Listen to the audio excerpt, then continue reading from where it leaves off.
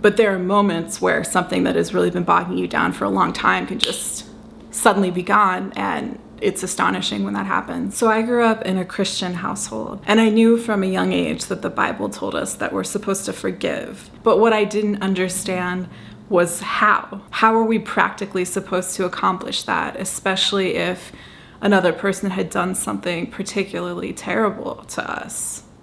In my case, there was neglect and emotional abuse and some verbal abuse in my childhood, and then abuse when I was a teenager and older. And I was carrying all of that, and I was very angry about it. And it wasn't until I was in my late 20s that I found a way to practically forgive and release all of that stuff that I was carrying for good. So that's what I want to share with you in this video.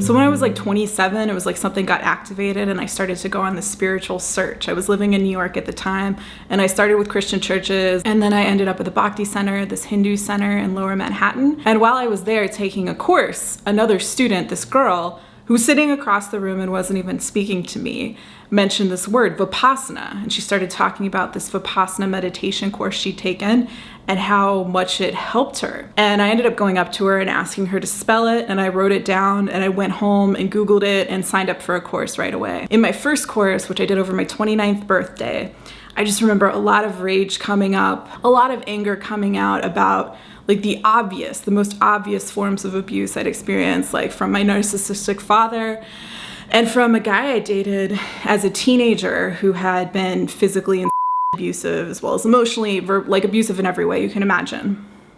And during that course, a memory of a time that person had me when I was like 17 came back into my consciousness.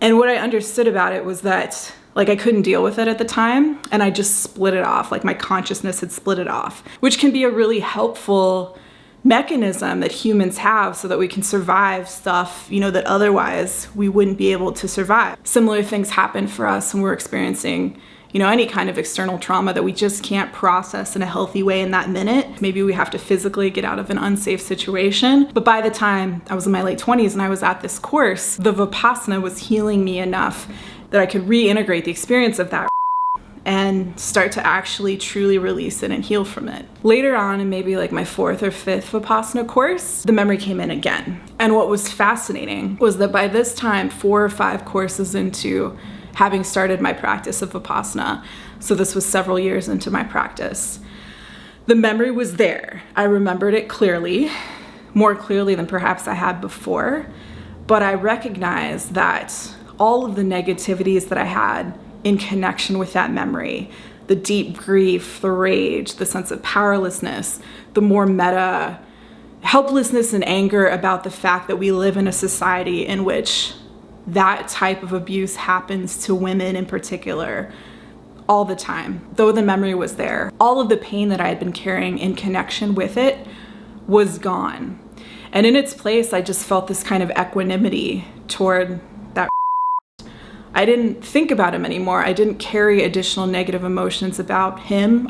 He was gone. He left my psyche. I think about him so rarely anymore that it's kind of amazing, but it's just, I take it for granted because it's the new state of being that I reached through this process of actually moving through that trauma. And that made me feel like I understood what forgiveness actually is and how to practically do it.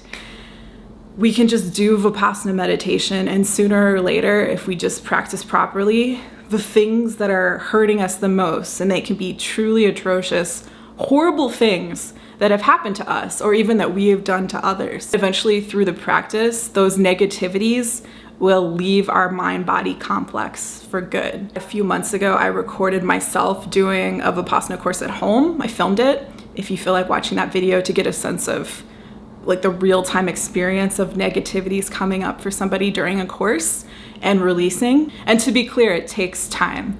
The practice itself takes time. The healing process takes time. But there are moments where something that has really been bogging you down for a long time can just suddenly be gone, and it's astonishing when that happens. After reflecting on my spiritual journey for many years, I came to the conclusion that the existing economic system is perhaps the biggest blocker to spiritual progress for the vast majority of people, because so many of us are trapped in this system on this hamster wheel to keep getting money, and that keeps us in a state of scarcity for many of us, and it also keeps us craving the next thing. It's like the economic system is designed to be the antithesis of what I've learned to be, like the highest spiritual qualities that we want to work to attain. So I also want to reach more spiritually minded people who are interested in helping us get out of that old economic system, to transcend it. That's what we're working to do through seeds.